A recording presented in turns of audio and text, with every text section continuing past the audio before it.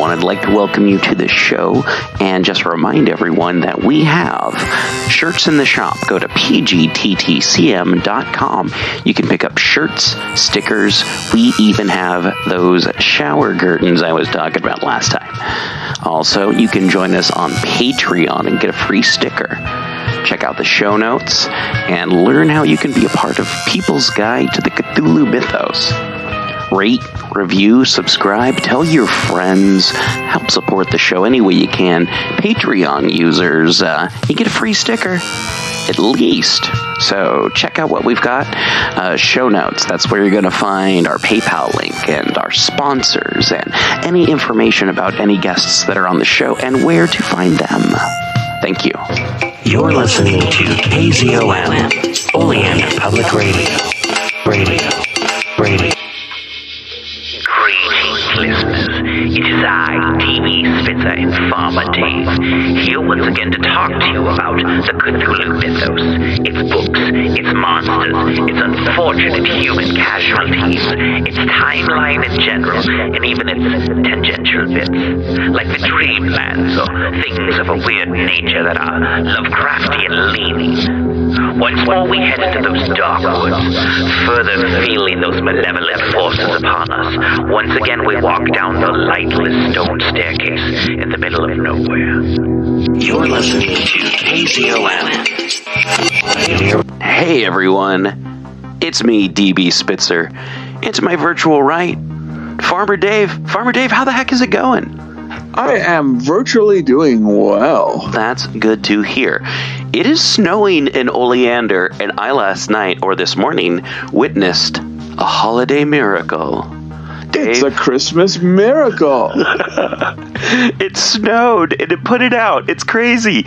I'm still, well, I'm full of glühwein right now, but I'm in very excited moods about how the snow put out the fire of the goat, the giant wooden goat in Dave's yard. So we build a giant goat in the farm every year for Christmas season, and then someone who will rename Nameless, whose name is Jack Stark, tries to burn it down. Like you probably heard about the goats in Scandinavia, like last week, the big one in the city of I think it's pronounced Scandinavia, got burnt down. I think Wednesday or so. Yeah. Well, we almost burnt down, so this for people that aren't sure aware what we do here. Oleander is kind of a melting pot, and we've got a weird mix of old Scandinavian folklore, kind of like, I want to say, like, really specifically with in the surrounding hills. I don't know what's going on, but a lot of like Scandinavian folklore and myth are seem like they're heavily supported, and also Scandinavian holiday traditions such as the goat. And you're more likely to hear people talking about Belschnickel than the person who we're not allowed to talk about legally on this show. One of the many people I think we're legally not allowed to talk about on this show, but this person is a holiday spirit that people know far and wide for their Coca-Cola and their Kentucky Fried Chicken. So, and his red clothing, if he didn't. Yeah, red clothing. It's completely legal to talk about Krampus, by the way. Oh, yeah. In fact, I think it's even legally required. They used to have to, the school used to have to write letters to Krampus. Mm-hmm. Krampus and Belschnickel. And it's fun. It's a fun holiday out here in Oleander. Fun holiday seasons, all kinds of spiced cookies, mulled wine, spiced wine, which I think spiced and mulled may be the same thing. I could be wrong. And also, of course, over at Oblivion's, it's glue wine. You get huge things of glue wine. And if people don't know what glue wine is, it is glow wine, because when you drink it, you glow, and you drink it outdoors. So the area that I don't know, is colloquially known as the smoking area, but it's just like the outdoor seating area. People get their glow wine and sit out there and enjoy the snow currently. Does it have radium in it? It does not have radium in it. It's just a sense of like outdoor glowing. It's cold and dark, but you have artificial light and spiced wine, so you're glowing. You stand around a fire and you drink wine with your friends, and you're like, yeah, it's terrible out, but we have each other and spiced alcohol. And no radium.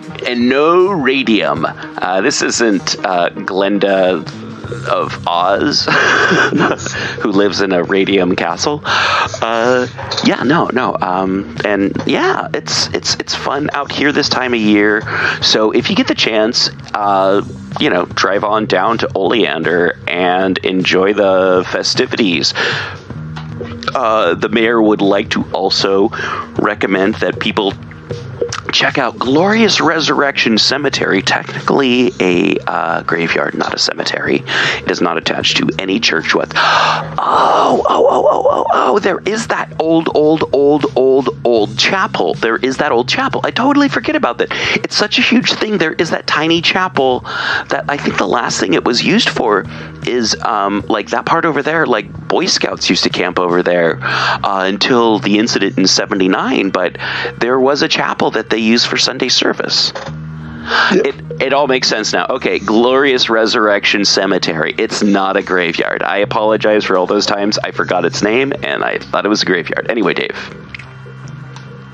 Yes. Yes. So Christmas is afoot in Oleander, Oregon, and we are all very participating in our various Christmas activities. Yeah. So whatever holiday you, our dear listeners, celebrate, we hope you have a great one. You were telling me about the breakfast that you had with Sven and Oli this morning. Or no, that's not those guys' names. Yeah, Sven and Bjorg. Yeah. And yeah, I made, of course, sausage and, fried. And they brought up lutefisk because that's basically all they eat is lutefisk. Sure. So the farm does smell of lutefisk. That's nice. I mean, if you like that sort of thing. If you like lutefisk. Yeah. I mean, it was nice of them. It was a traditional Scandinavian Orthodox lutefisk 6th day before Christmas breakfast. Sure. Yeah. No. Let's see. I'm trying to think of like what holiday traditions are going on right now, and Sarah Dusseldorf and Barbacoa took off up north to Portland to celebrate something called Cousin Cookie Day, where all the cousins get together, wear pajamas, and make cookies all day.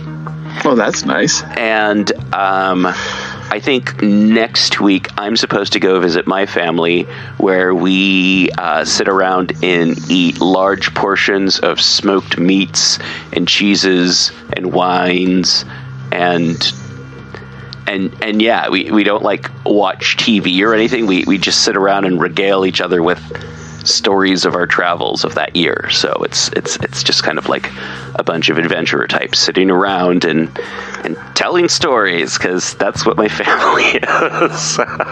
Well, that's awesome. It is pretty awesome. So yeah. Hey, if you listeners have any cool holiday traditions that you want to share with us, let us know. We'd love to share that stuff. But mostly what we're going to be talking about this episode is Cthulhu. And started off with, is the Cthulhu mythos real? Now, if you go in, there's a long period of time, if you went into Google and you typed in, is the Cthulhu mythos real? The first thing that would pop up in Google was an article that I wrote. Yeah. And you know what it was titled? What's that? Is the Cthulhu mythos real? Oh. And so, but it's been replaced now by Wikipedia, so it's number 2. Okay. But I don't live that far from Portland, Oregon. Yeah. And in Portland, Oregon, saying I wrote the number 2 article that pops up in Google on if you type in, is the Cthulhu mythos real? Mm-hmm. That's a legitimate and proven pickup line. But it was something that went the Dave's Corner or the universe. And one of the things I wrote about there, because that a lot of people do think it is real. Yeah. And one of the things is because of the Simon Necronomicon. Yeah. And I'm not sure how familiar you are or our listeners are with the Simon Necronomicon. It has almost nothing to do with Lovecraft, other than the title. And it's also almost undoubtedly, more than likely, a hoax, where it came from. So it's actually more of a mixture of basic Sumerian beliefs, with a little bit of Christianity thrown in, and it was supposed to have been brought in by a Slavic monk named Simon. And he took it to a book dealer. But here's the thing: that was in 1980. Except for maybe just a little period of time, the Simon Necronomicon has not been out of print. And if you see a paperback trade edition black one with sort of pentagram look on it, says the Necronomicon, almost undoubtedly you're talking about undoubtedly the Simon Necronomicon. Which, again, a lot of people have connected to Lovecraft because of the name, but it really doesn't. It really doesn't have much to do with Lovecraft at all. But when I was in high school, I had a friend who believed it was a real book and used it to cast weather-altering spells, so he wouldn't have to go to school. So there is this sort of theory that Lovecraft is writing true stories, and I know someone I was talking who believed that the Lord of the Rings happened in another dimension, and that J.R.R. Tolkien observed it and wrote. Okay, you're not going to prove that. You're not going to disprove that. Now, what is, I think, very clear is that Lovecraft never, from his letters, and we have most of it, never let on that he believed it. He absolutely was an atheist. Sure. Everything, and and he was willing maybe to accept giant aliens traveling through space, but everything, there was nothing supernatural. There was a science that we didn't understand. Now, the theory, though, and I have to say, the internet is just full of things that are just wrong. I'm sorry. I hate to break it to you, audience, but the universe is just full of the internet is full of things that are wrong. But the Lovecraft circle, they seem to be doing better at policing itself. But there was a long theory that Lovecraft's father was some sort of Mason, who taught him the secrets of the universe. And I don't doubt, for lack of a better word, Lovecraft's father was a traveling salesman with syphilis. So he sold replacement silverware to restaurants. All right. And he traveled throughout the East Coast. Was he a Mason for the minimum to getting business contacts? Probably. But he wasn't a member of a really secret, secret knowledgeable Masons. He, if he was just a run-of-the-mill regular Mason. And he also has very little contact with Lovecraft throughout his life. So it's unlikely that he taught anything. But there's also, this thought that Lovecraft might not have been quite human. And that is sort of, I think Lovecraft would have loved it.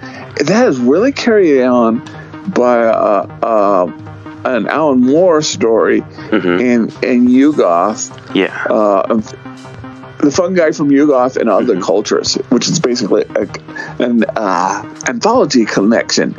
And he writes this story about how, Lovecraft's father was a demon, and how it ties in with what Lovecraft's real father said about seeing. And the truth is, Alan Moore is a storyteller. Yeah. He was telling a story, and he took some facts and things out of time and place and nervous breakdown things, as Lovecraft's father said. But if you don't know that, it's actually kind of a strong argument that Lovecraft is a sort of half demon. Yeah. So he's seeing these things. Okay. So recently I was talking to a young lady, and I was talking about the podcast, and she sort of says that Cthulhu is real. Yeah. And I'm not sure if she's just teasing me or testing me. And then she shows me a tattoo, which is a cross with a sort of a double cross with on an infinity sign. Okay. And I recognize, but I couldn't write. It's the Leviathan cross. All right. And so the thought is that Lovecraft knew a little bit about the Bible. He may have been an atheist, but he knew enough about the Bible to communicate with people in New England. He knew enough about the Bible to know it as literature. In fact, Dagon comes from the name from the Bible. Yeah. So it is possible. So this young lady turned out it was a Satanist. Okay. And she believed in Leviathan. Yeah. So it's possible that Lovecraft was inspired from the Bible to help to create Cthulhu. Okay. And now, obviously, I don't think he would have believed in Leviathan, but he definitely probably would have known of Leviathan, especially living on a coastal town where Leviathan is often considered like with the whales. Yeah. Now, an interesting flip coin of that is that apparently Christian artist and comic book person Jack Chick believes in Cthulhu. Yeah, you mentioned that last time. So Jack Chick, for those of you who don't know, is actually he's a decent artist, but he makes all these basically the Tijuana Bible Christian tracks, and some of them are just way off. But he wrote one against D&D called Dark Dungeons. I was going to say, most people will know Jack Chick for his Darkest Dungeons little handheld book. The Tijuana, those sort of half things stapled together. They're called Tijuana Bibles.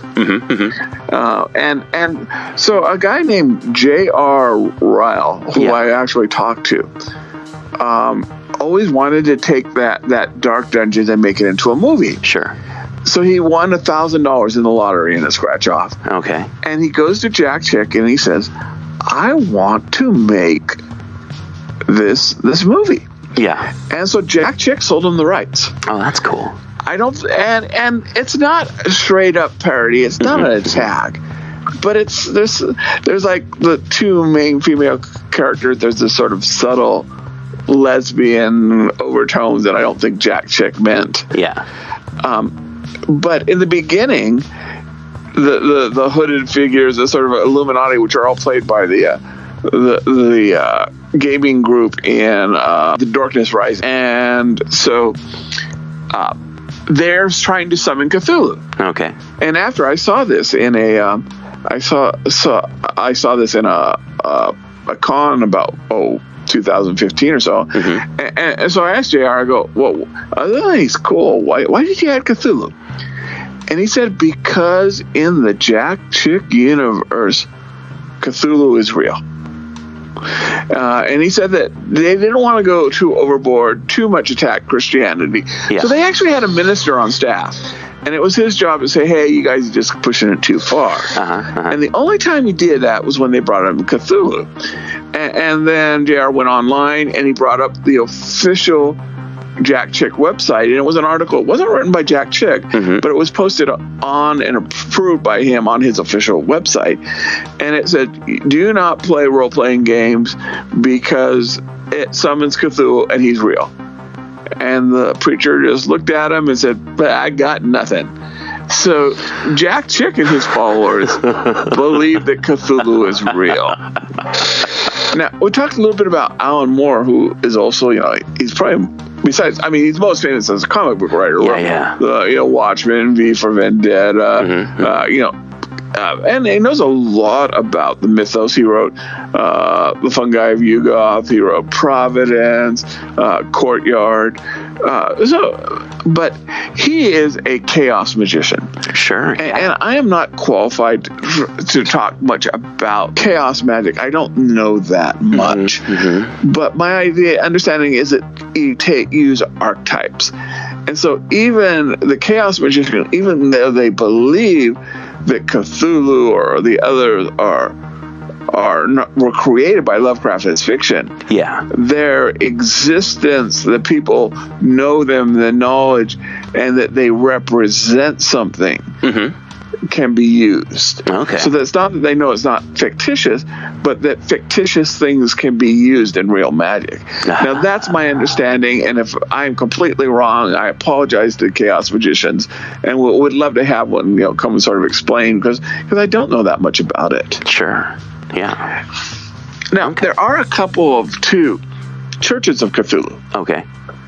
Which are legal church entities. So if you give them money, you can write it off your taxes. Whoa. You can also,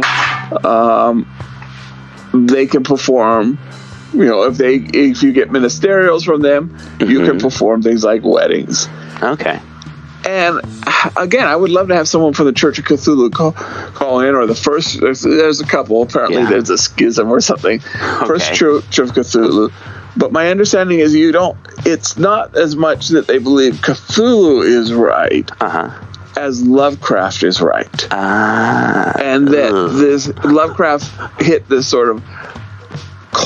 it right on the head on the nail. The universe is this cold, somber, uncaring, unfeeling place. And that you can be a member of other churches and be a member of the Church of Cthulhu. You just sort of have to believe that the universe is this cold, unfeeling place. Gotcha. Now, there's a lot more we could cover, but one other person I wanted to talk about is Kenneth Grant. Okay. Kenneth Grant is sometimes sort of mockingly, sort of lovingly referred to as the intern for Aleister Crowley. Okay. So Aleister Crowley in the 40s, Kenneth Grant was in his 20s. Crowley is very sick. So Kenneth Grant basically hangs around and does everything that Crowley needs for free. Okay. And so he takes over a lot of Crowley's leadership, not maybe leadership. I think they're pretty fractured when Crowley finally dies. Sure. But later on in his life, Kenneth Grant is going to discover Lovecraft. And he's going to think that Lovecraft is this perfect description, or Lovecraft's writing, of what evil is. He's saying it's not real, but what it is this really good description of what real evil is, if that makes sense. Sure, yeah. So he gives it's this sort of greater than fiction status that Cthulhu is not real, but the concepts and the tropes around Cthulhu are real. Very interesting. And the fact the universe is cold and uncaring again, but also that sort of idea that the really powerful entities out there were like bugs. Yeah. So that's sort of, and there's a lot more to cover, but that's kind of what I thought I'd share today about with the concept of Cthulhu being real. Oh, wow. I like that. I like that a lot. That's pretty cool. I love the concept of Cthulhu as... Oh, man, is Cthulhu real? And Cthulhu not being real, but the whole concept of Lovecraft's writings as like a stand-in for like what true evil is. I really like that concept. And D&D on D. And I am probably oversimplifying it, but yes.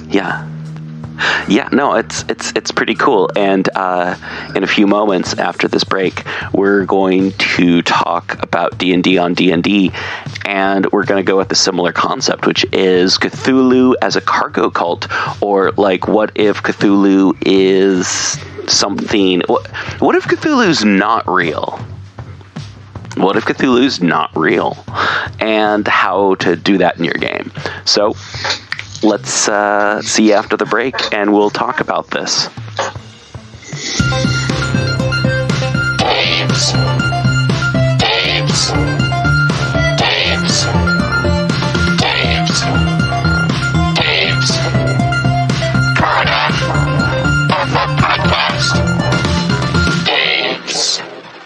I'm Evan J. Peterson. I am an author, poet, game writer, performer, and sometime critic and professor. My latest book is Metaflesh, Poems in the Voices of the Monster, from Aris Entertainment.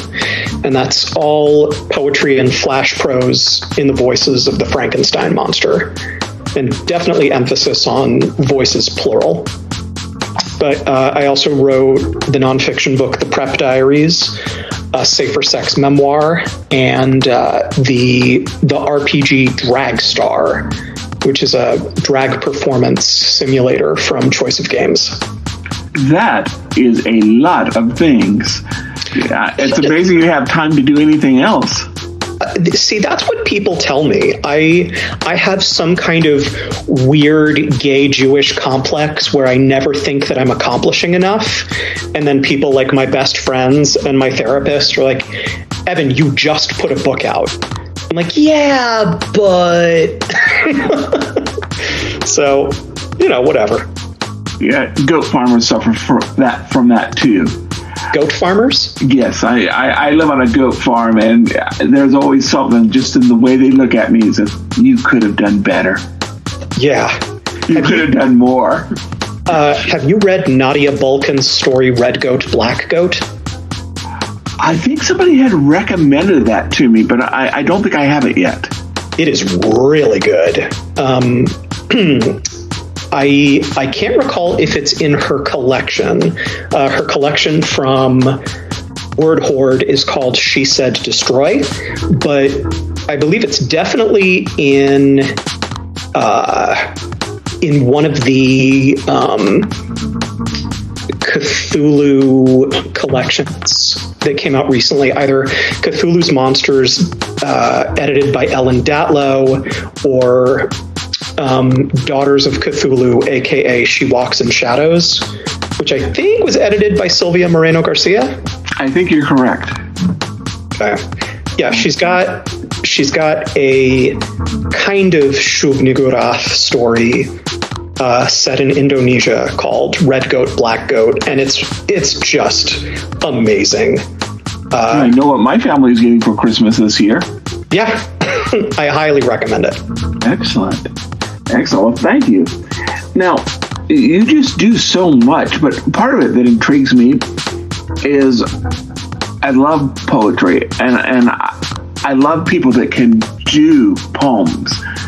But how do you create horror poems? Great question.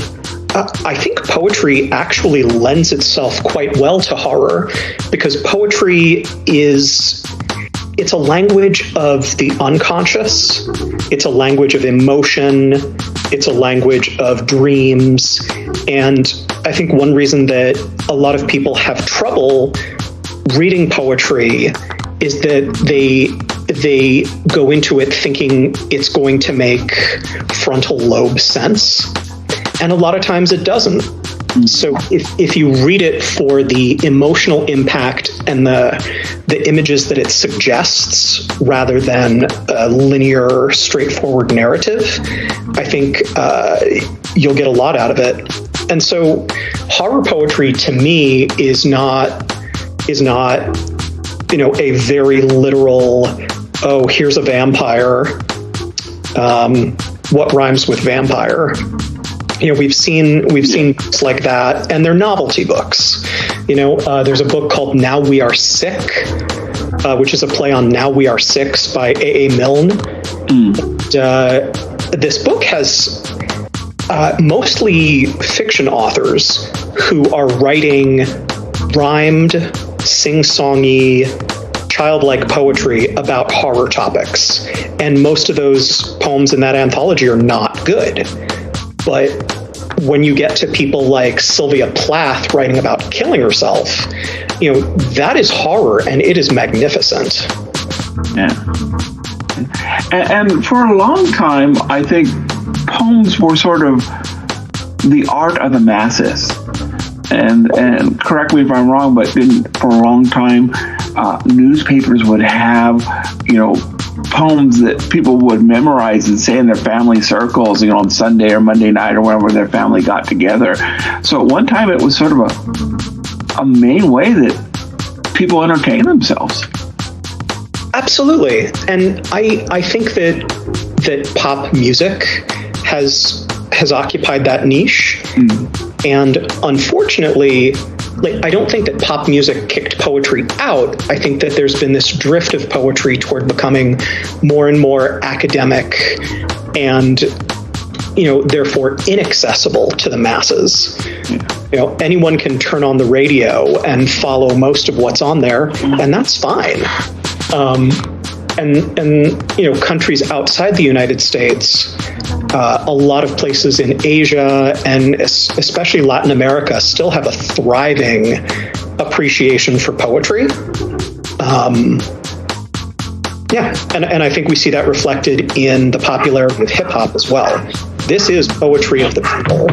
But, T.S. Eliot is not a poet of the people. Yeah. Someone was telling me, too, recently, that every issue of JAMA, the Journal of American Medical Association, has a poem from either a doctor or a patient. Yeah, I've been meaning to send them a copy of Metaflesh, my Frankenstein poetry book, because there's so much medical fetishism in the book, and so much rumination on disease and just being compromised in different ways by one's physical health and mental health, for that matter. Yeah, no, that'd be really interesting. And, I think these people involved, they're scientists and stuff, and they feel that the best way that they can express the way they feel with this is through poetry. And I thought, gee, that's beautiful. Yeah, my poetry mentor, one of my poetry mentors, David Kirby, I remember one day in class, he was talking about this term, the fog of ideas. Mm-hmm. And there's this connection between poetry, symphonic music, and science, which is that you have this cloud of pure hypothesis, and then something really elegant emerges from it in all three disciplines. Okay, yeah, I had not thought of it much that way, but I think you're right. I think he's right. Yeah, and I mean, poetry is such a wonderful language to communicate in, and it's such a great art form to consume. I encourage people to try different genres and artists till they find something they like. Excellent. And I do. I think maybe as Americans, we kind of lump poetry as poetry, but there's just like there's fiction, there's different genres and versions. Same thing with poetry. Yeah.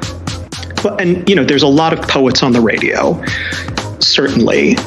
People like Prince, Bowie, Dylan, Janelle Monáe, most of the rappers, all these people are talented poets. Yeah.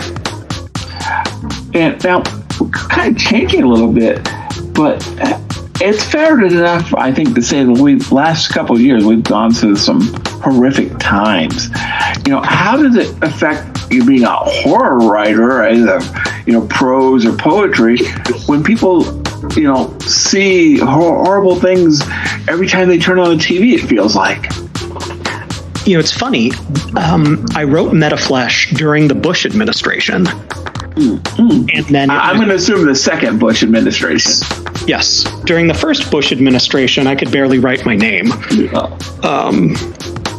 That's a slight exaggeration, but not by much. So when the manuscript never got picked up for publication, and I kind of just gave up on it for a while, and then the 200th anniversary of Mary Shelley's first publication of Frankenstein came and went, and I was thinking, should I try again? And luckily, a friend of mine who has his own poetry publishing project really wanted to pick it up and distribute it. Oh, excellent. But I think it was quite timely to come out, just coming out of the Trump administration, and with the, I remember when he was on the campaign trail and people were saying, drain the swamp, and other people were pointing out, well, when you drain the swamp, you release the alligators. Yeah. So, the alligators are still around. And I try not to assume that anyone I'm talking to has the same political positions that I do. But I think Trump was a bad president. I think he is a bad human being. And it's interesting to release this book at a time when a lot of people around the world are still reeling from, the daily circus of incompetence and depravity that was his 4-year administration. Yeah, and definitely, I could definitely go on that. But then you have other things which maybe he made worse, but like COVID or the wildfires, just everything seems to be hitting at once. Yes. And, I wonder, with everything hitting at once and us being sort of mid-apocalypse, maybe, well, not just maybe, I think definitely he was not a contributor to the apocalypse. I think that he was a direct result of a lot of apocalyptic things happening.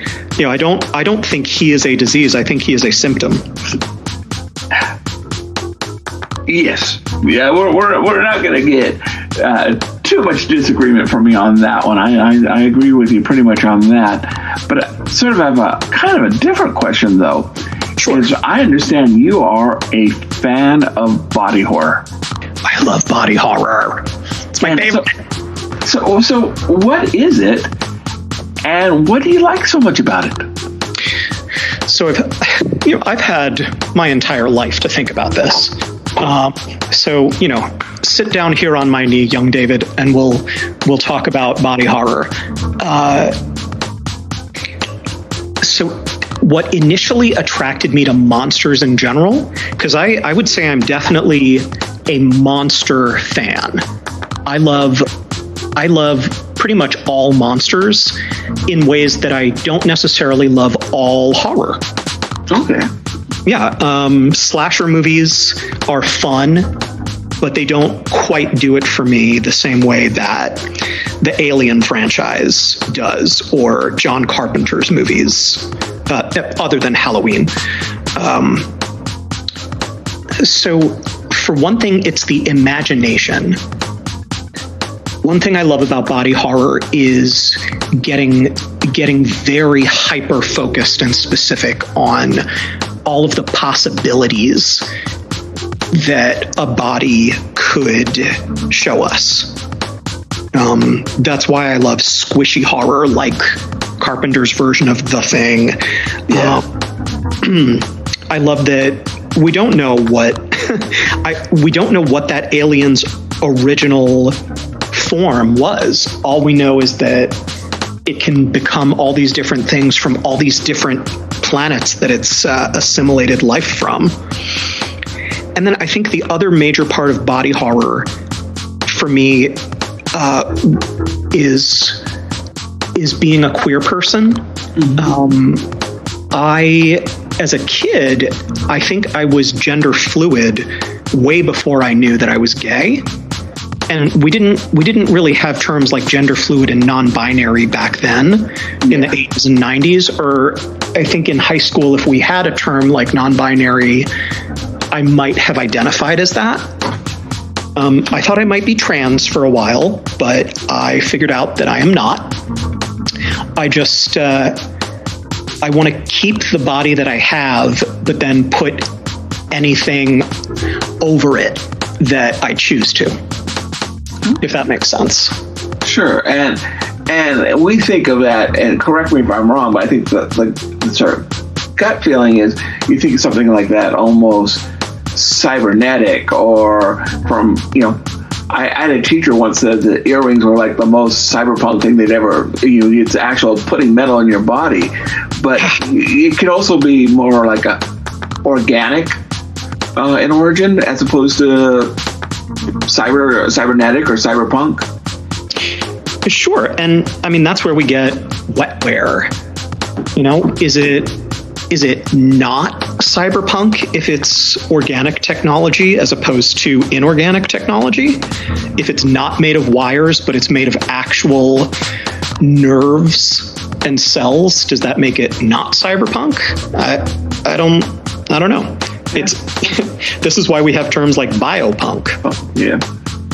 Now, I have to admit, until we talked a while back, I kind of always thought about body horror as a visual medium, something in Cronenberg movies or something. But we're not thinking about it. So, how do you portray body horror in prose or in poetry? Well, you have to be good at description. I am a very visual and cinematic writer. I've always loved to evoke imagery through my words. So, I think it's entirely possible. I mean, to go once again and look back at what Mary Shelley created, that I think it's chapter 4 is the creation scene where Victor Frankenstein finally takes a step back, and instead of seeing the tiny little minutiae of this experiment he's been working on, he sees the whole creature all of a sudden, and he sees how grotesque it actually is. And it's a great description that Shelley renders for us of all of these seemingly beautiful physical traits like long glossy hair, white pearly teeth, athletic musculature, but it's still a cadaver. Yeah.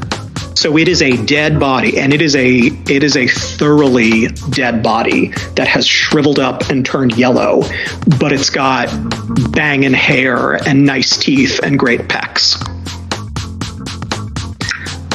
Yeah, I think one of the other things, I think that's an incredible example. The other thing is, maybe I could imagine things in my mind that, the ratings board wouldn't let them put on a TV or on a movie. Mm-hmm. So I think you're right. If it's a really good writer who's good at describing things, I think we can imagine something more horrific than definitely with CGI. Oh yeah. CGI in the hands of a good artisan can be very convincing, but in the hands of a mediocre one, it just kind of ruins everything. Yeah. Absolutely. But yeah, I think body horror in fiction is not difficult. I mean, it's not difficult for me, and I don't think it's that difficult to find either. You just gotta really love bodies and what they do. Excellent. Now, you had mentioned a little bit about being a fan of queer horror and science fiction. Now, you were on a panel a while back with our co-host, D.B. Spitzer. Yeah. And he said that was probably the best panel he'd ever been on, and especially with your input. And he said it was just a standing room only audience. So what are maybe some of your favorite queer science fiction or horror? So I tend to most love the crypto queer, and by crypto queer, it's stuff that's not overtly two girls kissing or two men fucking.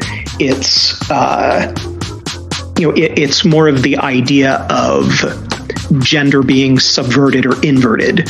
So John Carpenter's Thing is actually a very gay movie. You have an all-male cast who are they're isolated, and if you isolate a group of men long enough, they will have sex with each other. This is like, this is almost a universal constant of physics. And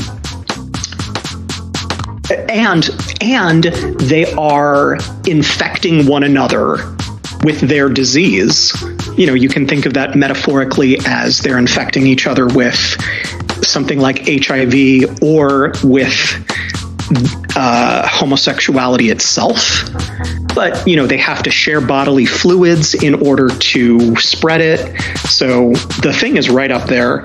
So is the original Alien, where a lot of male bodies are turned into vessels for, harboring, carrying something to term that they don't really want to, which is a whole other conversation, right? But then as far as overtly queer, where we have something like a same-sex relationship, I love The Hunger. The Hunger is my favorite vampire movie of all time, and it's such a beautiful movie.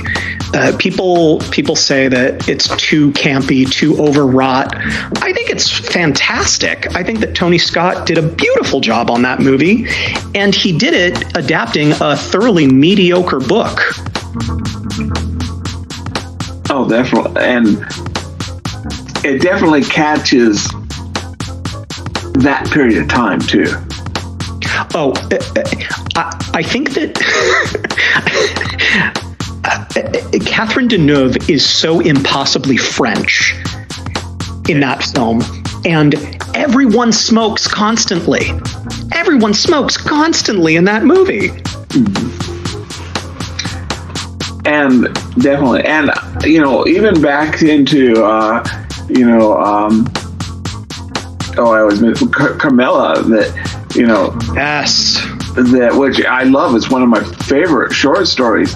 It's really rather tame by modern standards, but it's very obvious that relationship between the two girls is symbolic for vampirism by itself. Yes, it's kind of amazing how overt the lesbianism is in Carmilla, considering it was released in the mid-19th century. Yeah. It's not even cryptic. It is right there on the page. You got this female vampire who will just grab hold of this mortal girl and make out with her. It's, I love it. Yeah, and it makes this, I think, it's enough that we're talking about it, 160 years later? Something like that, yeah. Now, I want to thank you again, because we really were looking forward to having an earlier interview with you, but unfortunately, some technical things, so I'm really grateful that you would have a second interview, and now I've learned more things, actually. But we always like to end on one question. and maybe you've had a little bit of time to think about this, is if you could be in charge of any project, any creative project, any medium, you don't have to worry about copyrights, you don't have to worry about money, what would your dream project be? Well, last time I said X-Men, which is still a dream project of mine. I would love to get into that IP and put my own wonderful, perverse Evan J. Peterson spin on it. But I would also really, really, really love to reboot the Rocky Horror Picture Show and turn that into a multimedia thing with games and all kinds of stuff. I think that is a film that could be improved upon, but doesn't need to be. And you could either reboot the film itself, or you could just leave it as is, and then start generating sequels and prequels and side stories and stuff. Most people who are Tim Curry fans know that he is in very poor health. He had a stroke a few years ago, and he can barely talk. But he was at Emerald City Comic-Con. Oh, nice. Pictures with fans. So, God bless him, and may the Queen live long and prosper. But yeah, it wouldn't be quite the same, and I think Fox did a pretty decent job of the made-for-TV reboot. I thought Laverne Cox was a fantastic choice for the character, and I believe her character in the film is overtly transgender. She is a trans feminine drag queen. She's all of the above in the film, which was probably the best choice.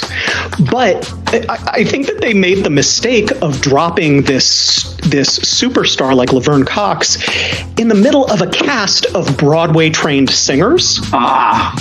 So she gets outshined constantly by the other singers, even though she is clearly the main attraction. Yeah. So yeah, Rocky Horror or X-Men or both. Well, we would love to see either of those, and we definitely hope to have you on before you get there. Thank you. From your lips to Cthulhu's ears. Yes, but before we go, though, if people are interested in your work, especially maybe a last-minute holiday gift, how can they find your writings? So evanjpeterson.com is the hub for all of my stuff. You can usually find your way to anything that I do through my website. It's EVAN letter J Peterson with an ON.com. I am on Twitter. Feel free to talk with me on Twitter at Evan J. Peterson. I also have an Instagram, which is evan.j.peterson.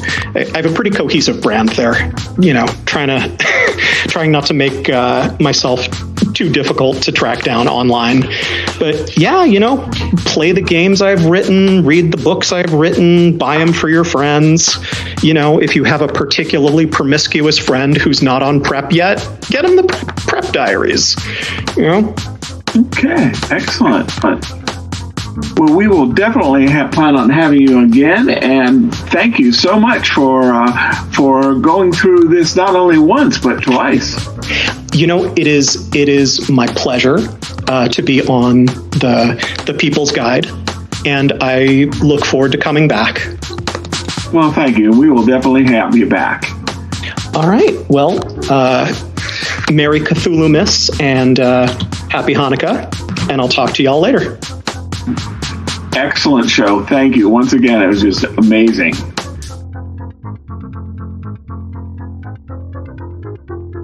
Thank you once again, Evan Peterson, coming on the show. I thank you again so much. Sorry we lost the audio for last time. And I would love to see that X-Men project, especially if it was Chris Claremont 1970s X-Men, where it was very much like a soap opera. Oh man, that stuff was awesome. Phoenix Saga, Dark Phoenix Saga for sure. And hey, check the show notes, find out what Evan's up to and going to be up to in the future with their link. And let's see what else. Let's see, something about Golden Goat CBD, something about Copper Cow pour over coffee. Here's the mid-roll.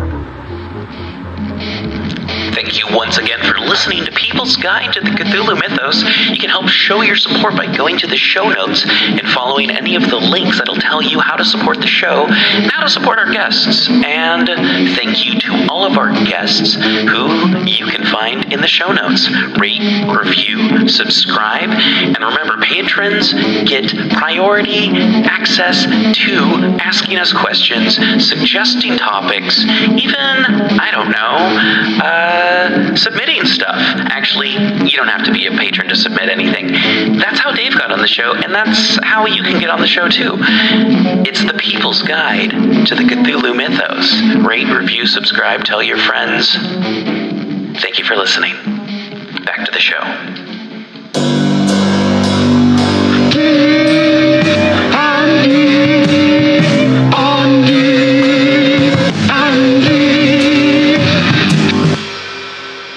Dave, the break has broken. The break is broken. Yeah, how's it going? How's it been with you for this last bit of time? The snow's sort of melting off the ground, but other than that, that's all really has happened in the last few minutes. Yeah, that's very, very true. So Cthulhu is not real. What if Cthulhu is pretty much like the Wizard of Oz, using Cthulhu as a construct, using Cthulhu as a hologram? Why did a steamboat just pass straight through it? I mean, here's a concept that I've been kicking around for a little bit. What if Cthulhu is a construct? What if R'lyeh itself and Cthulhu is kind of like this security system to keep people out of that part of the South Pacific, the Pacific Ocean, because it is like maybe there's a greater Deep One colony. Maybe there is an Elder Thing colony. Maybe there was a, what do you call them? The Great Race of Yith. Maybe they had a bunch of stuff going down. And I know that they talk about in, I think, Shadow Out of Time, how there was like a battle between the Elder Things in Cthulhu and the Yithians. But what if Cthulhu is some sort of like Yithian psyop? I mean, these are all things. What if Migos created the concept of Cthulhu to keep people away from a mining operation under the water? Or maybe at that point in time it wasn't underwater, with the way that the geographical oddities of Lovecraft's oceans of jutting up and down, as we discussed recently. But I don't know, Dave, what are your thoughts on this concept here? Well, I like the idea. And so first of all, your players, and a lot of Call of Cthulhu players, a lot of D&D and a Call of Cthulhu background, haven't read the books. No. So, but they know Cthulhu. Sure. They know and the plush the toy. One thing that they think they know is fake. Yeah. And I also like it if you're doing like a Delta Green. Have you ever heard of Elevich Ramirez Sanchez? No. Also known as Carlos the Jackal. No. Okay, so Carlos the Jackal, growing up, Carlos the Jackal, my dad described Carlos the Jackal as the only person out there that's really doing James Bond things. And he was supposed to be this great sort of super terrorist. And he did do things. He took OPEC people hostage, and he shot a few people. But the more and more you study him, he was kind of bumbling. Gotcha. But what would happen is that the CIA or whatever, they wanted to do something that was maybe a halfway friendly nation or not, but they didn't want this or negotiations, so they would start blaming all this stuff on Carlos the Jacko, and kind of in the same way, kind of like the original Mandarin in the MCU. They created these legends, and eventually the guy got busted doing. They were liposuction. They were sucking fat out of him. They tranquilized him, and the French police came in. And he did kill some people. He wasn't. He did shoot some people, but he wasn't this great terrorist that everyone thought he was.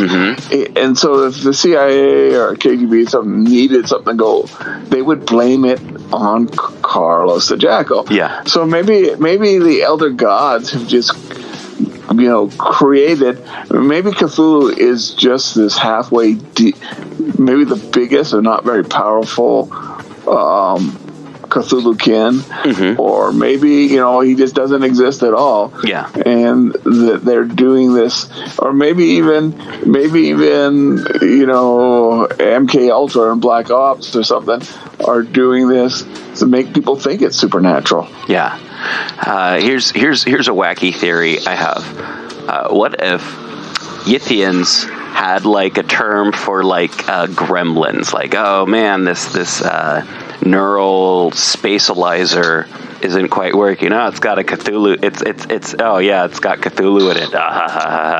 And then someone decides, wait a minute. Okay, for Yithian YouTube, I'm going to create in the middle of the ocean a giant Cthulhu that'll mess with people if they go out into the middle of nowhere and say a bunch of stuff. A Yithian prank show, but or what if Roy liked that idea.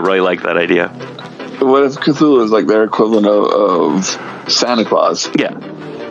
Oh, well, we're gonna celebrate a party. We'll put up Cthulhu, but all of a sudden, the humans get a little bit of it, and they start their own religion. Yeah. No. Sorry. Yeah, no. Something I was thinking about is like, say you have a security system for, like something to keep Shoggoths out. Like it's like, what would scare Shoggoths? What would keep Shoggoths out of something? And you go, okay, what if it's something that can affect minds? Shoggoths have minds. You can't really hurt them this way, and they can't really hurt them that way. Say it's something that's bigger, more powerful than Shoggoths, and you do it to keep Shoggoths out. Or you have some sort of like, I don't know, as I've said before, some sort of like psyop or something like that, and like ancient psyop going on for like, say, Sathagwa wants humans to worship him, but he's going to pretend to be Cthulhu and has his his minions create all kinds of statues. I don't know, not Sathagwa, someone else, some powerful king. I don't know. There's a lot of ways that I think you could use Cthulhu as kind of like this fake thing that someone has convinced is real, that like is going to come and like destroy your enemies and stuff like that. And at some point in time, someone needs to make it a true thing. So R'lyeh is created, or maybe R'lyeh is the remnants of, maybe Cthulhu did exist at one point in time and was destroyed, but someone's like, well, without Cthulhu being a threat here, we have to worry about bigger things than, it's like when Cthulhu was here, we at least had, we didn't have to worry about bigger threats than Cthulhu. So maybe if we make a fake Cthulhu, maybe Cthulhu's like a scarecrow or something like that to keep bigger things away from the earth. That, was set up by, again, Yithians or the Migo or something like that. Or something to scare, like, primitive humans away from certain parts of the ocean. like a giant boogeyman. Yeah. Definitely. Somewhere between like the mythology that you tell children to keep them away from large bodies of water or caves, and an actual kind of like scarecrow kind of thing. Yeah. I don't know if you've heard of the bloop. Oh yeah, I am familiar with the bloop. So the bloop is sort of a sound underwater that's supposed to, if you play it to cats, it's supposed to drive them crazy. Yeah. Just annoys them. Yeah. I tried. Okay. But more than likely, the bloop is tied up with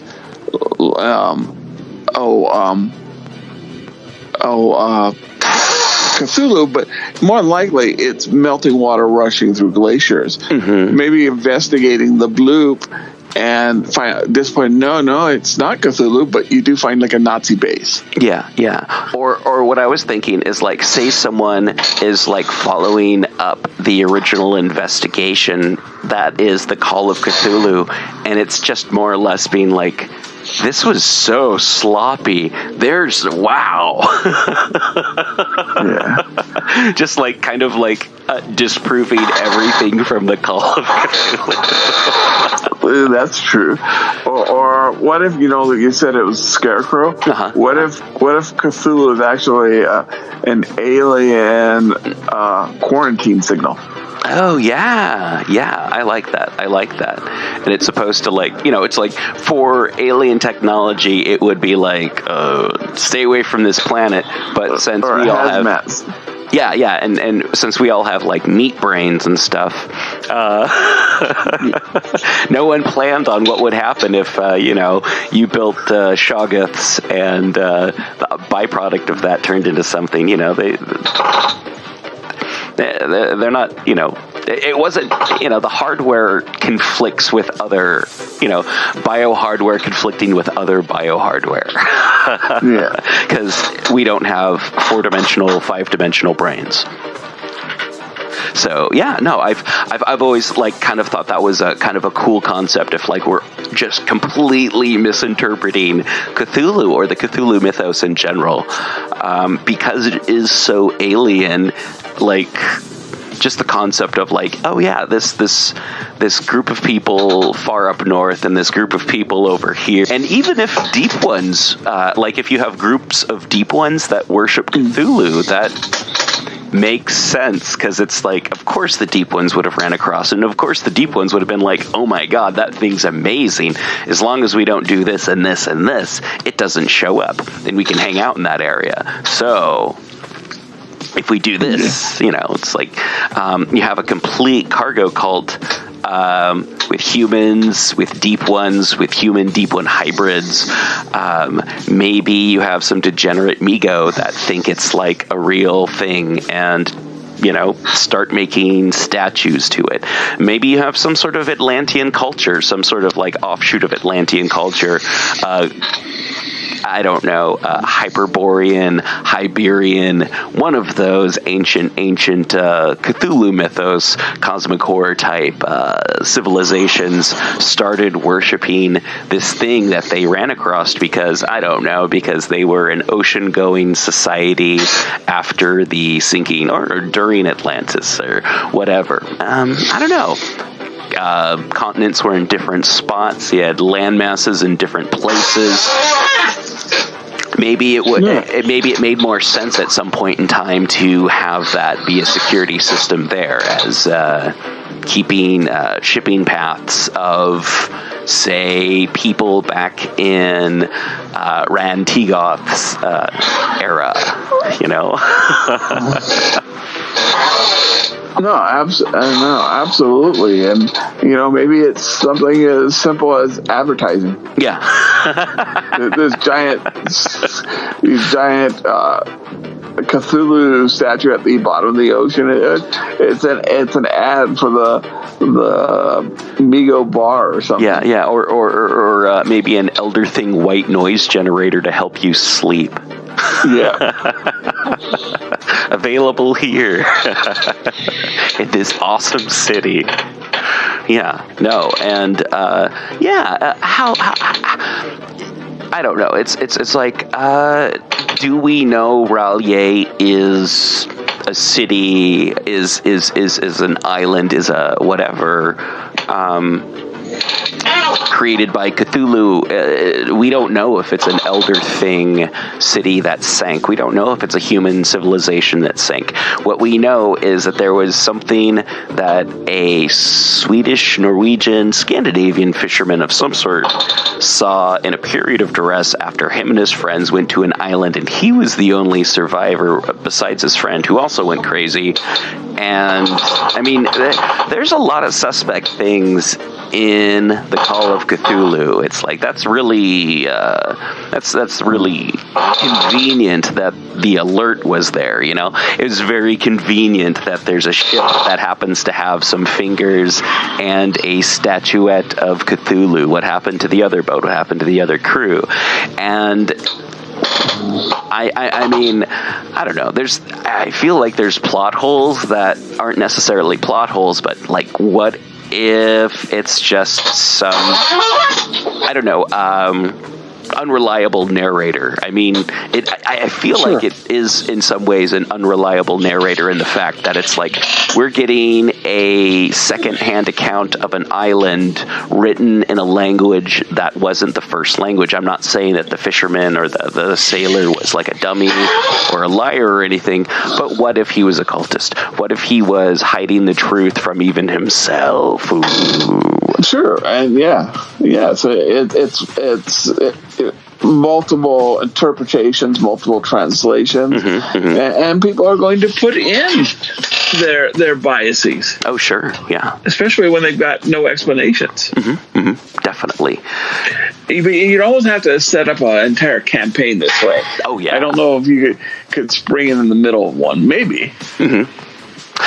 Yeah, no. I mean, as much as like in Lovecraft's writing, like God is dead and there's actually these ancient gods. What if there's not even these ancient gods? I mean, or not that specific ancient god. What if there's like, I don't know, something even totally different than what we think? You know, it's like you think that it's just like stuff like Cthulhu and Dagon and Hydra and maybe some other stuff like that, but actually no, it's more about Dialoth and Azathoth and all the Oths. Exactly. Like the really out there kind of like, yeah, no, you can worship Shub-Niggurath if you want to, and you know, Nyarlathotep is something that people worship, and but like earthly cults are like maybe all garbage, and like the true powers out there are like Azathoth, Dialoth, and like the really kind of like super bizarre, obscure kind of like just nothing that has like a humanoid form whatsoever to any extent. Like, you know, physical forms that we understand, like great old ones or whatever like that you know, anyway, I'm getting off track. Yeah, Cthulhu as a cargo cult, I think, is like kind of a fascinating idea. You have people who are getting these dream sendings and they reinterpret it as this thing. And I mean, we're talking about like vague descriptions of a mountain that walks. That's kind of like an octopus and a dragon and a man, and it's. What if it's just kind of like a projection of like fears in general, kind of like what if it's just like supposed to be this kind of like security system that like floods you with fear and makes you go away, and it's just like every once in a while it like builds up too much and just kind of like blasts out all over the continent, or you know, blasts out all over the world. I definitely like that idea. And then you have like modern adventurers being like, we got to go find this like island that these people have talked about. It's like, we know that deep ones exist, and we know that this thing exists, and we know that these things used to exist. Let's prove that this exists. You know, we know that there's an island out there. We've got this book. You know, it's like, what if it starts out as like a PBS special or something like that? You're hired as like a crew for like a ship that's going to go and find this island found in a notebook. And like all of this stuff, say it's a Nova special for people who found all of the old Cthulhu files, the Cthulhu cult file, and you uncover that it is actually a cult within a cult. It's like even more far removed from what people think Cthulhu is. And I don't know, I think that might be an interesting idea, but I also feel like a lot of people are like, this is the people's guide to the Cthulhu mythos. You can't really do a thing about how Cthulhu isn't real. And I say, no, that's kind of awesome to do. Yeah, but if you disagree, then just contact us and we'll do a counterpoint on. No, sure, yeah, no. I think it's easy. I think it's just as easy to use Cthulhu in this way as it is to use Cthulhu as Cthulhu. If you establish, and it shakes up your players' expectations. Yeah, and also then you have people who are just like, we're cultists, but we don't actually have a real god. We have learned some magic, but it's like not. You know, it's like the difference between like people who worship Azathoth and, you know, can use the voice of Azathoth and the sign of Azathoth versus people who have like learned summon deep ones and, you know, it's like, oh yeah, I'm using Cthulhu powers. It's like, no, you just used a summoning spell. Yeah, and just kind of like depower a lot of your great old ones and just, you know, make Cthulhu BS, make Hastur, you know, Hastur's not real. It's just kind of like Cthulhu, but it's way far off in the distance. You know, it's over on that sun over there. It's in the Taurus constellation. But, you know, just kind of depower your great old ones, make them just like old security systems for some reason, and some are just like, I don't know, paragons of their race, like Dagon and Hydra. Dagon, and there's an argument, and it's all headcanon, but yeah, there's an argument that Cthulhu is just the biggest, toughest Cthulhu kin. Yeah. Star Spawn. He's a Star Spawn. And I think when Star Spawn are mentioned, it's just kind of assumed that they look like Cthulhu, but I can't remember if Shadow Out of Darkness has anything that really kind of like definitely ties Cthulhu to the Star Spawn, but I think Lair of the so Star Spawn appears in Mountains of Madness. Oh, okay. As words. Okay. As words, and I believe that Daedalus, Lair of the Star Spawn, describes the two as looking vaguely Cthulhu-like. Okay, so we're basing stuff off of Derleth. All right, so we have to Mountains of Madness. Yeah, but Star Spawn as Cthulhuoid creatures, that just feels like, okay, Star Spawn could have been anything. Could have been extraterrestrial Shoggoth. I don't know,